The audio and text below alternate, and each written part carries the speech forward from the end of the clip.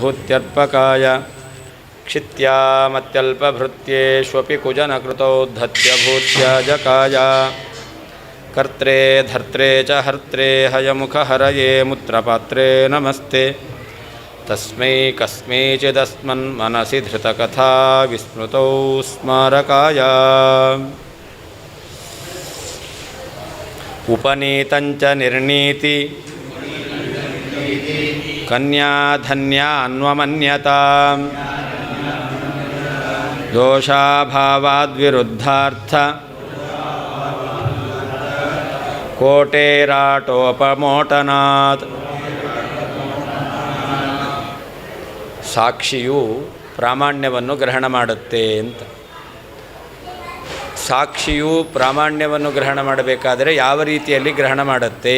ಜ್ಞಾನದ್ವಾರ ಅಂತ ಹೇಳಿದ್ರು.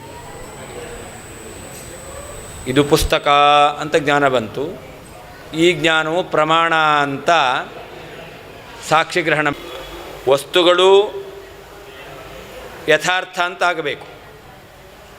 ವಸ್ತುವು ಯಥಾರ್ಥ ಅಂತ ಅದು ಸಾಕ್ಷಿಯಿಂದ ಸಿದ್ಧ ಆಗಬೇಕು. ಆ ಸಾಕ್ಷಿಯಿಂದ ವಸ್ತುವು ಯಥಾರ್ಥ ಅಂತ ಸಿದ್ಧ ಆಗಬೇಕಾದರೆ ಆ ಸಾಕ್ಷಿಯು ಜ್ಞಾನದ ಪ್ರಾಮಾಣ್ಯವನ್ನು ಗ್ರಹಣ ಮಾಡಬೇಕು. ಆ ಜ್ಞಾನ ಪ್ರಾಮಾಣ್ಯವನ್ನು ಹೇಗೆ ಗ್ರಹಣ ಮಾಡುತ್ತೆ ಅನ್ನೋದನ್ನು ಈ ಶ್ಲೋಕದಲ್ಲಿ ಹೇಳ್ತಾ ಇದ್ದಾರೆ. ಅದನ್ನು ಕೂಡ ಆಲಂಕಾರಿಕವಾಗಿ ಹೇಳ್ತಾ ಇದ್ದಾರೆ. ಸಾಹಿತ್ಯದ ಭಾಷೆಯಲ್ಲಿ, ಆಲಂಕಾರಿಕ ಭಾಷೆಯಲ್ಲಿ ವರ್ಣನೆ ಮಾಡ್ತಾ ಇದ್ದಾರೆ. ದೋಷ ಇಲ್ಲದೇ ಇದ್ದಾಗ ಅಪ್ರಾಮಾಣ್ಯವನ್ನು ಗ್ರಹಣ ಮಾಡಲಿಕ್ಕೆ ಒಂದು ಕೋಟಿ ಇಲ್ಲ ಅಂತ ಆಗುತ್ತೆ. ಸಂದೇಹ ಬರಬೇಕು ಅಂತಾದರೆ ಆವಾಗ ಎರಡು ಭಾಗ ಇರಬೇಕು, ಎರಡು ಅಂಶ ಇರಬೇಕು. ಈಗ ಎದುರುಗಡೆ ಇರತಕ್ಕಂಥ ವಸ್ತುವನ್ನು ಕಂಬವೋ ಮನುಷ್ಯನೋ ಅಂತ ನಾವು ಸಂದೇಹ ಪಡ್ತೇವೆ. ಎದುರುಗಡೆ ಒಂದು ವಸ್ತು ನೋಡ್ತೇವೆ, ಆ ವಸ್ತುವನ್ನು ನೋಡಿದಾಗ ಅದು ಮನುಷ್ಯನೋ ಕಂಬವೋ ಅಂತ ನಮಗೆ ಸಂದೇಹ ಬರಬಹುದು. ಯಾವಾಗ ಬರುತ್ತೆ ಅಂತಂದರೆ ಅಲ್ಲಿ ಒಂದು ಸಾಧಾರಣ ಧರ್ಮ ಇದೆ, ಅಂದರೆ ಎತ್ತರವಾಗಿದೆ ಅಂತ. ಮನುಷ್ಯನು ಎತ್ತರನಾಗಿರ್ತಾನೆ, ಒಂದು ಮರದ ಕೊಂಬು ಕೂಡ ಅದು ಎತ್ತರವಾಗಿರುತ್ತೆ ಅಂತ. ಆ ಒಂದು ಸಾಧಾರಣ ಧರ್ಮ. ಅದರಿಂದ ಅಲ್ಲಿ ಎರಡು ಅಂಶ. ಯಾವುದೇ ಅಂಶ? ಇವನು ಮನುಷ್ಯನೋ ಅಥವಾ ಇದು ಕಂಬವೋ ಅಂತ. ಹಾಗಾದರೆ ಅಲ್ಲಿ ಎರಡು ಅಂಶ ತೋರುತ್ತೆ, ಒಂದು ಕಂಬ, ಇನ್ನೊಂದು ಮನುಷ್ಯ ಅಂತ. ಆವಾಗ ನಮಗೆ ಸಂದೇಹ ಬರುತ್ತೆ, ಏನಂತ? ಇದು ಮನುಷ್ಯನೋ ಕಂಬವೋ ಅಂತ. ಹಾಗಾದರೆ ವಸ್ತುವನ್ನು ನೋಡ್ತೇವೆ, ಆ ವಸ್ತುವಿನಲ್ಲಿ ಒಂದು ಸಾಧಾರಣ ಧರ್ಮ ಕಾಣಿಸುತ್ತೆ, ಎತ್ತರವಾಗಿದೆ ಅಂತ. ಆ ಎತ್ತರವಾಗಿರ್ತಕ್ಕಂಥ ಸಾಧಾರಣ ಧರ್ಮ ಇರತಕ್ಕಂಥ ಎರಡು ವಸ್ತುವಿನ ನೆನಪು ಬರುತ್ತೆ, ಒಂದು ಮನುಷ್ಯ, ಇನ್ನೊಂದು ಕಂಬ ಅಂತ. ಅದರಲ್ಲಿ ಮನುಷ್ಯ ಅಂತ ತೀರ್ಮಾನ ಮಾಡಲಿಕ್ಕೆ ಬೇಕಾದಂತಹ ಕೈಕಾಲುಗಳು ಸ್ಪಷ್ಟವಾಗಿ ಕಾಣಲ್ಲ. ಮರ ಅಥವಾ ಕಂಬ ಅಂತ ತೀರ್ಮಾನ ಮಾಡಲಿಕ್ಕೆ ಬೇಕಾಗಿರ್ತಕ್ಕಂತಹ ಅದರ ಧರ್ಮಗಳು ಸ್ಪಷ್ಟವಾಗಿ ಕಾಣಿಸಲ್ಲ. ಆದ್ದರಿಂದಾಗಿ ಮರವೋ ಅಥವಾ ಕಂಬವೋ ಮನುಷ್ಯನೋ ಅಂತ ಸಂದೇಹ ಬರುತ್ತೆ. ಹೀಗೆ ಸಂದೇಹ ಬರಬೇಕು ಅಂತಂದರೆ ಸಂದೇಹದಲ್ಲಿ ಎರಡು ಭಾಗ ಅಂಶ ಇರುತ್ತೆ. ಅದನ್ನು ಕೋಟಿ ಅಂತ ಕರೀತಾರೆ. ಸಂಸ್ಕೃತದಲ್ಲಿ ಕೋಟಿ ಅಂತ ಕರೀತಾರೆ. ಆ ಕೋಟಿ ಅಂದರೆ ಭಾಗ, ಅಂಶ ಅಂತ. ಆ ಭಾಗ ಎಂಬತಕ್ಕಂಥದ್ದು ಸ್ಮರಣೆಗೆ ಬರಬೇಕು. ಆ ಎರಡು ಭಾಗ ಎಂಬತಕ್ಕಂಥದ್ದು ಇದೆ ಅಂತಾದರೆ ಆವಾಗ ಸಂಶಯ ಎಂಬತಕ್ಕಂಥದ್ದು ಬರಲಿಕ್ಕೆ ಸಾಧ್ಯ. ಈಗ ವಸ್ತುವಿನ ಜ್ಞಾನ ಬಂದಾಗ, ಹತ್ತಿರದಲ್ಲಿರುವಂಥ ವಸ್ತುವಿನ ಜ್ಞಾನ ಬಂದಾಗ ನಮಗೆ ದೂರದಲ್ಲಿದೆ, ವಸ್ತು ದೂರದಲ್ಲಿದೆ ಎಂಬತಕ್ಕಂಥ ದೋಷ ಇಲ್ಲ. ಆ ವಸ್ತುವು ದೂರದಲ್ಲಿದೆ ಎಂಬತಕ್ಕಂಥ ದೋಷ ಇಲ್ಲದೆ ಇರೋದರಿಂದಾಗಿ ಸಂಶಯ ಬರಲಿಕ್ಕೆ ಇನ್ನೊಂದು ಭಾಗ ಬೇಕಲ್ಲ. ಅಪ್ರಮಾಣವೋ ಪ್ರಮಾಣವೋ ಅಂತ ಸಂದೇಹ ಬರಬೇಕು. ಆ ಅಪ್ರಮಾಣವೋ ಅಂತ ಸಂದೇಹ ಬರಬೇಕಾದ್ರೆ ಆ ಅಪ್ರಮಾಣ ಕೋಟಿ ಅದನ್ನು ಗ್ರಹಿಸಬೇಕು. ಆ ಅಪ್ರಮಾಣ ಕೋಟಿ ಗ್ರಹಿಸಲಿಕ್ಕೆ ಬೇಕಾದ ಅಂಶ ಯಾವುದು? ದೋಷ ಎಂಬತಕ್ಕಂಥದ್ದು. ಆ ದೋಷ ಎಂಬತಕ್ಕಂಥದ್ದಿಲ್ಲ. ಯಾಕೆ? ಹತ್ತಿರದಲ್ಲಿರ್ತಕ್ಕಂಥ ಪದಾರ್ಥವನ್ನು ನೋಡಿದ್ದೇವೆ. ಆದ್ದರಿಂದಾಗಿ ಆ ಜ್ಞಾನ ಬಂದಾಗ ಅದರಲ್ಲಿ ದೂರಸ್ಥತ್ವ ಎಂಬತಕ್ಕಂಥ ದೋಷ ಎಂಬತಕ್ಕಂಥದ್ದು ಇಲ್ಲ. ಆ ದೋಷ ಎಂಬತಕ್ಕಂಥದ್ದು ಇಲ್ಲದೇ ಇರೋದ್ರಿಂದಾಗಿ ಪ್ರಾಮಾಣ್ಯಕ್ಕೆ ವಿರುದ್ಧವಾಗಿರ್ತಕ್ಕಂತಹ ಅಪ್ರಾಮಾಣ್ಯ ಇದೆಯಲ್ಲ, ಆ ಕೋಟಿ ಎಂಬತಕ್ಕಂಥದ್ದು ಗೃಹೀತ ಆಗೋದಿಲ್ಲ. ಅದರ ಪ್ರಭಾವ ಏನು ಅಲ್ಲಿ ಇರೋದಿಲ್ಲ. ದೋಷ ಇದ್ದರೆ ಅಪ್ರಾಮಾಣ್ಯ ಕೋಟಿ ಎಂಬತಕ್ಕಂಥದ್ದು ಅಲ್ಲಿ ಪ್ರವೇಶ ಆಗುತ್ತೆ. ದೋಷ ಎಂಬತಕ್ಕಂಥದ್ದಿಲ್ಲ ಅಂತಾದರೆ ಆವಾಗ ಅಪ್ರಾಮಾಣ್ಯ ಎಂಬತಕ್ಕಂತಹ ಕೋಟಿ ಇದೆಯಲ್ಲ ಅದರ ಪ್ರಭಾವ ಎಂಬತಕ್ಕಂಥದ್ದು ಇಲ್ಲ ಅಂತ ಆಗುತ್ತೆ. ಆದ್ದರಿಂದಾಗಿ ಆ ಜ್ಞಾನ ಪ್ರಮಾಣ ಎಂಬುದಾಗಿ ಸಾಕ್ಷಿ ನಿಶ್ಚಯ ಮಾಡುತ್ತೆ ಅಂತ. ಅದು ಹೇಗೆ ಅಂತಂದರೆ ಅದಕ್ಕೊಂದು ಉದಾಹರಣೆ ಕೊಡ್ತಾರೆ. ಒಂದು ಕನ್ಯೆ ಒಬ್ಬ ವರನನ್ನು ಅವಳು ವರಿಸಬೇಕು. ಇಲ್ಲಿ ಪ್ರಾಮಾಣ್ಯದ ಪ್ರತಿಪತ್ತಿ ಎಂಬತಕ್ಕಂಥದ್ದು ಕನ್ಯಾ ಇದ್ದ ಹಾಗೆ ಅದನ್ನು ಗ್ರಹಿಸಬೇಕು. ಆ ಕನ್ಯಾ ವರನನ್ನು ಗ್ರಹಿಸಬೇಕು ಅಂತಾದರೆ ಹೇಗೆ ಗ್ರಹಿಸ್ತಾಳೆ ಅಂತಂದರೆ ಆ ವರನಲ್ಲಿ ಉಪನಯನ ಆಗಿರಬೇಕು. ಹಾಗೆ ಈ ಸಾಕ್ಷಿ ಇದೆಯಲ್ಲ ಅದು ಪ್ರಾಮಾಣ್ಯವನ್ನು ಗ್ರಹಿಸುತ್ತೆ. ಆ ಪ್ರಾಮಾಣ್ಯವನ್ನು ಗ್ರಹಿಸಬೇಕಾದ್ರೆ ಇಲ್ಲೂ ಕೂಡ ಉಪನೀತ ಅಂತ ಬೇಕು. ವರನಲ್ಲಿ ಉಪನೀತ ಆಗಿರಬೇಕಂದ್ರೆ ಉಪನಯನ ಆಗಿರಬೇಕು ಅಂತ ಅರ್ಥ. ಇಲ್ಲಿ ಪ್ರಾಮಾಣ್ಯವನ್ನು ಸಾಕ್ಷಿ ಗ್ರಹಣ ಮಾಡಬೇಕಾದ್ರೆ ಉಪನೀತ ಅಂತಂದರೆ ಇದನ್ನು ಸನ್ನಿಕರ್ಷ ಅಂತ ಹೇಳ್ತಾರೆ. ಉಪನಯ ಮರ್ಯಾದೆಯ ಅಂತ ಹೇಳ್ತಾರೆ. ಉಪನೀತ ಭಾನ ಅಂತ ಹೇಳ್ತಾರೆ. ಅಂದರೆ ಏನರ್ಥ? ಜ್ಞಾನಕ್ಕೆ ವಿಷಯ ಆಗಿದೆ ಅಂತ ಅರ್ಥ. ಜ್ಞಾನಕ್ಕೆ ವಿಷಯ ಆಗಿರಬೇಕು. ಹಿಂದೆ ಹೇಳಿದೆವಲ್ಲ ಯೋಗಜ ಧರ್ಮ ಎಂಬ ಸನ್ನಿಕರ್ಷ ಅಂತ. ಹಾಗೆ ಸಾಕ್ಷಿಯು ಜ್ಞಾನವನ್ನು ಅಥವಾ ವಸ್ತುವನ್ನು ಪ್ರಮಾಣ ಅಂತ ಗ್ರಹಿಸಬೇಕಾದರೆ ಆವಾಗ ಸನ್ನಿಕರ್ಷ ಯಾವುದು? ಜ್ಞಾನ ಎಂಬತಕ್ಕಂಥದ್ದು. ಅದನ್ನೇ ಉಪನೀತ ಅಂತ ಹೇಳ್ತಾರೆ. ಹಾಗಾದರೆ ಆ ವಸ್ತು ಎಂಬತಕ್ಕಂಥದ್ದು ಉಪನೀತ ಆಗಿರಬೇಕು. ಉಪನೀತ ಆಗಿರಬೇಕು ಅಂತಂದರೆ ಜ್ಞಾನಕ್ಕೆ ವಿಷಯ ಆಗಿರಬೇಕು ಅಂತ ಅರ್ಥ. ಹೇಗೆ ಕನ್ಯಾ ವರನನ್ನು ವರಿಸಬೇಕಾದರೆ ಅವನು ಉಪನೀತನಾಗಿರಬೇಕು, ಹಾಗೆ ಸಾಕ್ಷಿಯು ಕೂಡ ವಸ್ತುವನ್ನು ಪ್ರಮಾಣ ಅಂತ ಸ್ವೀಕಾರ ಮಾಡಬೇಕಾದ್ರೆ ವಸ್ತುವು ಕೂಡ ಉಪನೀತ ಆಗಿರಬೇಕು. ಉಪನಯನೇನೋ ಆಗಿದೆ, ಆದರೆ ಆ ವರನಲ್ಲಿ ಏನಾದರೂ ದೋಷ ಇದೆ ಎಂಬುದಾಗಿ ಯಾರಾದರೂ ಹೇಳಿದ್ರೆ ಆವಾಗ ಕನ್ಯಾ ಅದನ್ನು ಅವನನ್ನು ವರಿಸೋದಿಲ್ಲ. ಹಾಗೆಯೇ ಕನ್ಯಾ ದೋಷ ಇರಬಾರದು ಎಂಬುದಾಗಿ ಯಾವ ರೀತಿಯಲ್ಲಿ ಅವಳು ಗಮನಿಸ್ತಾಳೋ ಹಾಗೆ ಇಲ್ಲಿಯೂ ಕೂಡ ಸಾಕ್ಷಿ ಎಂಬತಕ್ಕಂಥದ್ದು ವಸ್ತು ಯಥಾರ್ಥ ಅಂತ ಗ್ರಹಿಸಬೇಕಾದ್ರೆ ದೋಷ ಇರಬಾರ್ದು. ದೂರದಲ್ಲಿದೆ ಅಂತ ದೋಷ ಆಗ್ಬೋದು, ಅಥವಾ ಇಂದ್ರಿಯದಲ್ಲಿ ದೋಷ. ಕಣ್ಣಿನಲ್ಲಿ ಪೊರೆ ಕ್ಯಾಟ್ರಾಕ್ಟ್ ಇದೆ ಅಂತಾದರೆ ವಸ್ತುವನ್ನು ಸರಿಯಾಗಿ ಗ್ರಹಿಸಲ್ಲ. ಹಾಗಾದರೆ ಇಂದ್ರಿಯದಲ್ಲಿರುವ ದೋಷ ಆಗ್ಬೋದು, ವಸ್ತುವಿನಲ್ಲಿರ್ತಕ್ಕಂಥ ದೋಷ ಆಗ್ಬೋದು. ಆ ದೋಷ ಎಂಬತಕ್ಕಂಥದ್ದು ಇರಬಾರದು ಅಂತ. ಆ ದೋಷ ಇಲ್ಲದೇ ಇದ್ದಾಗ ಈ ಸಾಕ್ಷಿ ಎಂಬತಕ್ಕಂಥದ್ದು ವಸ್ತುವಿನ ಪ್ರಾಮಾಣ್ಯವನ್ನು ಗ್ರಹಣ ಮಾಡುತ್ತೆ. ಹೇಗೆ?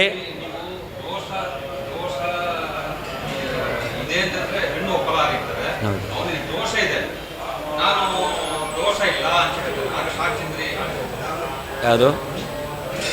ಸಾಕ್ಷಿ ಅವಳು ದೋಷವನ್ನು ಕಂಡಿಲ್ಲ ಅಂತಾದರೆ ಆವಾಗ ಮನಸ್ಸು ಗ್ರಹಣ ಮಾಡುತ್ತೆ, ಸಾಕ್ಷಿ ಗ್ರಹಣ ಮಾಡಲ್ಲ. ಮನಸ್ಸು ಮಾತ್ರ ದೋಷ ಇಲ್ಲ, ಆಮೇಲೆ ಗೊತ್ತಾಗುತ್ತಲ್ಲ ಇದೆ, ಆ ದೋಷ ಇಲ್ಲ ನೀವು ಹೇಳ್ತೀರಾ. ಅದೇ ನಿಮ್ಮ ಅದೇ ಆಮೇಲೆ ಒಂದೆರಡು ತಿಂಗಳು ಅವನ ಜೊತೆಯಲ್ಲಿ ಸಂಸಾರ ಮಾಡಿದ್ಮೇಲೆ ಗೊತ್ತಾಗುತ್ತೆ. ಆವಾಗ ನಿಮ್ಮ ಮಾತು ಸುಳ್ಳು. ಅಲ್ಲಿ ತನಕ ಸಾಕ್ಷಿ ತಟಸ್ಥವಾಗಿರುತ್ತೆ, ಮನಸ್ಸು ಮಾತ್ರ ಗ್ರಹಣ ಮಾಡಿರುತ್ತೆ. ಅವ್ರು ಹೇಳಿದ್ದು ಸರಿ, ಅವ್ರು ಹೇಳಿದ್ದು ಸರಿ ಅಂತ ಮನಸ್ಸು ಗ್ರಹಣ ಮಾಡಿರುತ್ತೆ, ಸಾಕ್ಷಿ ಗ್ರಹಣ ಮಾಡಿರಲ್ಲ. ಮನಸ್ಸಿನ ನಂಬಿದಂತಹ ಆ ಒಂದು ವಿಚಾರದಿಂದಲೇ ಎಲ್ಲ ವ್ಯವಹಾರ ನಡೀತಾ ಇರುತ್ತೆ. ಆಮೇಲೆ ಗೊತ್ತಾಗುತ್ತೆ. ಸಾಕ್ಷಿ ಏನು ತೀರ್ಮಾನ ಮಾಡುತ್ತೆ ಅದರ ಕ್ರಮ ಬಹಳ ಸೂಕ್ಷ್ಮವಾಗಿರ್ತಕ್ಕಂಥದ್ದು.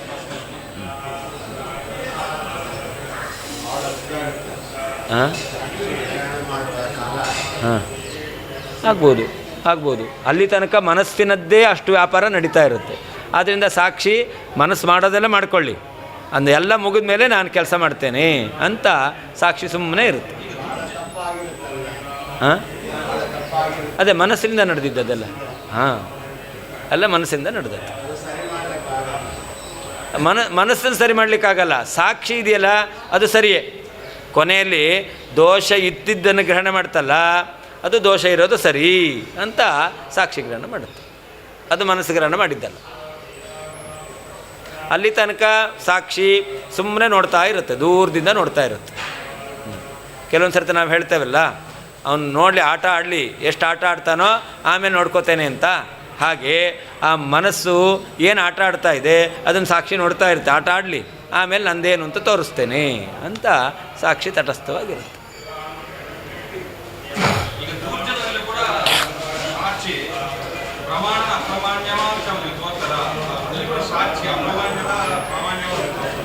ಎಲ್ಲಿ ದುರ್ಜನ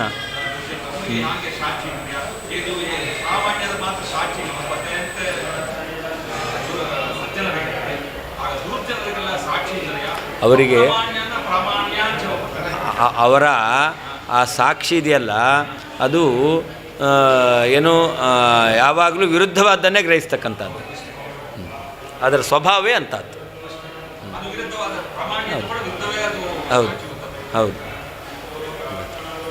ಆ ಸ್ವಭಾವವೇ ಹಾಗೆ. ಯಾಕೆ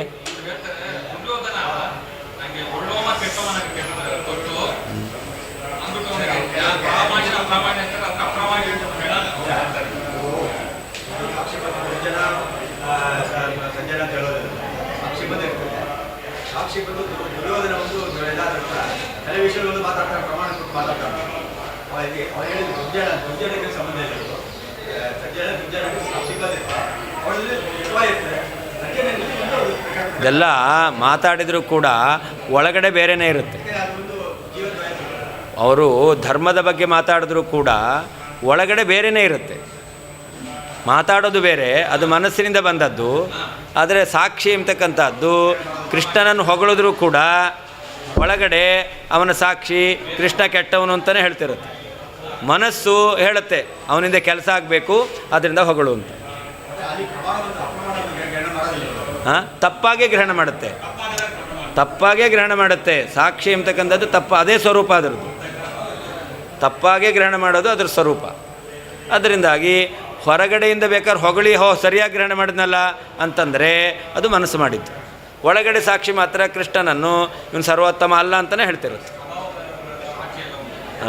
ಸಾಕ್ಷಿಯಲ್ಲಿ ಏನಿದೆ ಅದು ಅಸಂಶಯ. ಅದನ್ನು ಆ ದುರ್ಯೋಧನನಿಗೆ ಕೃಷ್ಣ ಕೆಟ್ಟವನು ಕೊನೆ ತನಕ ಒಳಗಡೆ ಸಾಕ್ಷಿ ಅದನ್ನೇ ಹೇಳ್ತಾ ಇರುತ್ತೆ ಅಷ್ಟೆ.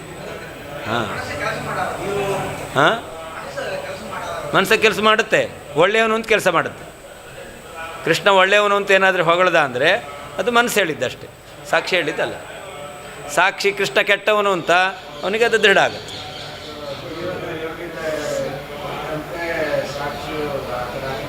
ಅದೇ ಸಾಕ್ಷಿ ಸ್ವರೂಪ ಯೋಗ್ಯತೆ ಅಲ್ವಾ. ಸಾಕ್ಷಿ ಅಂದರೆ ಅವನ ಸ್ವರೂಪನೇ ಸಾಕ್ಷಿ. ಅಂದರೆ ಸ್ವರೂಪವೇ ಅದು ವಿರುದ್ಧ ಗ್ರಹಣ ಸ್ವರೂಪ. ಆದ್ದರಿಂದಾಗಿ ಸಾಕ್ಷಿ ಅದೇ ರೀತಿಯಲ್ಲಿ ಗ್ರಹಣ ಮಾಡುತ್ತೆ. ಆತ್ಮನೇ ಸಾಕ್ಷಿ, ಆತ್ಮನನ್ನು ಬಿಟ್ಟು ಬೇರೆ ಸಾಕ್ಷಿ ಇಲ್ಲ. ಅಂದರೆ ಆತ್ಮನನ್ನೇ ನಾವು ವಿಶೇಷವನ್ನಿಟ್ಕೊಂಡು ಸಾಕ್ಷಿ ಅಂತ ಕರಿತೇವೆ. ಜೀವನ ಸ್ವರೂಪ ಇಂದ್ರಿಯ ಅಂತ ಹೇಳ್ತೇವೆ. ಹಾಗಾದರೆ ಆ ಸಾಕ್ಷಿ ಅದು ಆತ್ಮಸ್ವರೂಪವೇ. ಅವನ ಸ್ವರೂಪ ಎಂಬತಕ್ಕಂಥದ್ದು ವಿಪರೀತ ಗ್ರಹಣ ಮಾಡ್ತಕ್ಕಂಥ ಸ್ವರೂಪ. ಆದ್ದರಿಂದಾಗಿ ಸಾಕ್ಷಿಯೂ ಹಾಗೆ ಗ್ರಹಣ ಮಾಡುತ್ತೆ.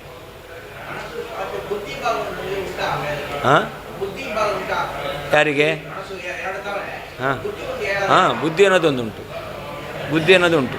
ಪರೀಕ್ಷೆ ಮಾಡ್ತೇವಲ್ಲ, ಇದರಲ್ಲಿ ಇಲ್ಲಿ ಗುಣ ಇದೆ, ಇದರಲ್ಲಿ ದೋಷ ಇದೆ, ಇದನ್ನೆಲ್ಲ ಬೇರೆ ಬೇರೆ ಅಂತ ತಿಳ್ಕೊಳ್ಳುತ್ತಲ್ಲ, ಅದನ್ನು ವಿಭಾಗ ಮಾಡಿ ತಿಳ್ಕೊಳ್ತಕ್ಕಂಥದ್ದು ಬುದ್ಧಿ.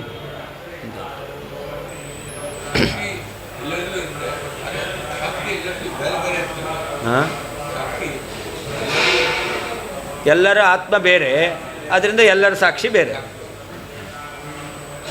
ನೀವು ಕೇಳಿದ್ರಲ್ಲ, ಅದಕ್ಕೆ ಈ ಮನಸ್ಸು ಇದೆ ನೋಡಿ.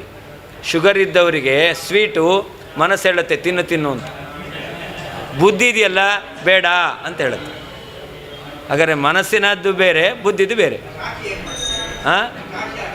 ಸಾಕ್ಷಿ ಏನು ಮಾಡುತ್ತೆ ಅಂತಂದರೆ ಮನಸ್ಸು ಹೇಳಿದ್ದನ್ನು ಬುದ್ಧಿ ಹೇಳಿದ್ದನ್ನು ಎರಡನ್ನೂ ಕೂಡ ನೋಡ್ತಾ ಇರುತ್ತೆ. ಕೊನೆಯಲ್ಲಿ ಹೇಳುತ್ತೆ ಅದು, ನೋಡು ಇದು ನಿನಗೆ ಬಾಧಕ ಅಂತ ಸಾಕ್ಷಿ ಹೇಳುತ್ತೆ.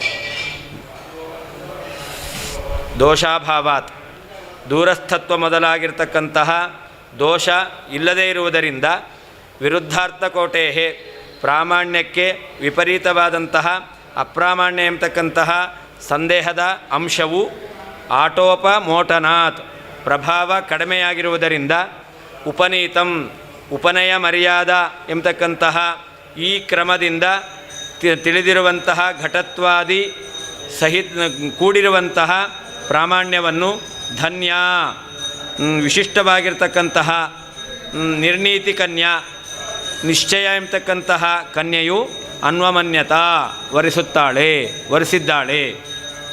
ದೋಷಾಭಾವಾತ್ ದೂರಸ್ತತ್ವ ಮೊದಲಾಗಿರ್ತಕ್ಕಂತಹ ದೋಷಗಳು ಇಲ್ಲದೇ ಇರುವುದರಿಂದ ವಿರುದ್ಧಾರ್ಥಕೋಟೇ ಪ್ರಾಮಾಣ್ಯಕ್ಕೆ ವಿಪರೀತವಾದ ಅಪ್ರಾಮಾಣ್ಯವೆಂಬತಕ್ಕಂತಹ ಸಂದೇಹದ ಭಾಗವು ಆಟೋಪಮೋಟನಾತ್ ಪ್ರಭಾವವನ್ನು ಕಳ್ಕೊಂಡಿರುವುದರಿಂದ ಉಪನೀತಂ ಉಪನಯ ಮರ್ಯಾದೆಯಿಂದ ತೋರಿರುವಂತಹ ಘಟತ್ವಾದಿಗಳಿಂದ ಕೂಡಿರುವಂತಹ ಪ್ರಾಮಾಣ್ಯವನ್ನು ಧನ್ಯ ಶ್ರೇಷ್ಠವಾದಂತಹ ನಿರ್ಣೀತಿ ಕನ್ಯಾ ಈ ನಿಶ್ಚಯ ಎಂಬತಕ್ಕಂತಹ ಕನ್ಯೆಯು ಅನ್ವಮನ್ಯತಾ ವರಿಸಿದ್ದಾಳೆ ಅಂತ 2:15